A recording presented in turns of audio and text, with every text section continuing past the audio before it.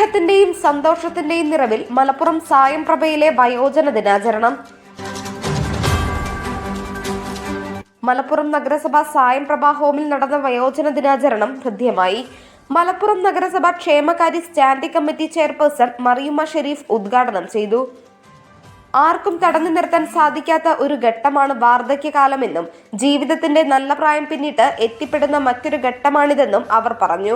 ഓരോ രക്ഷിതാക്കളുടെയും കഠിനാധ്വാനത്തിലൂടെയും കഷ്ടപ്പാടിലൂടെയുമാണ് അടുത്ത തലമുറ നല്ല രീതിയിൽ ജീവിക്കാനാവുന്ന തരത്തിലുള്ള സ്ഥിതിയിലെത്തുന്നതെന്നും അതിനാൽ ജീവിതത്തിന്റെ സായാഹ്ന ഘട്ടത്തിലേക്ക് കടന്ന വയോജനങ്ങൾക്ക് താങ്ങാകേണ്ടത് ഓരോരുത്തരുടെയും ഉത്തരവാദിത്തമാണെന്നും സ്റ്റാൻഡിംഗ് കമ്മിറ്റി ചെയർപേഴ്സൺ അഭിപ്രായപ്പെട്ടു.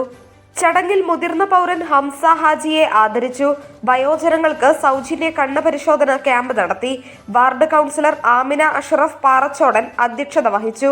Ward councillor AP Shihab, Ashraf Parachodan, Vayomithram coordinator Sajida, Alnas കണ്ണാശുപത്രി ഡയറക്ടർ മുഹമ്മദ് ഷെരീഫ്, പരിരക്ഷാ പ്രതിനിധി ഷെറിബ്, സൽമാൻ ഫാരിസ് എന്നിവർ പ്രസംഗിച്ചു. Nandana Babu, SS news, Malappuram. SS media, മലബാറിന്റെയും മലപ്പുറത്തിന്റെയും വാർത്തകളും വിശേഷങ്ങളും അറിയാൻ ഈ ചാനൽ ഇപ്പോൾ തന്നെ സബ്സ്ക്രൈബ് ചെയ്യുക.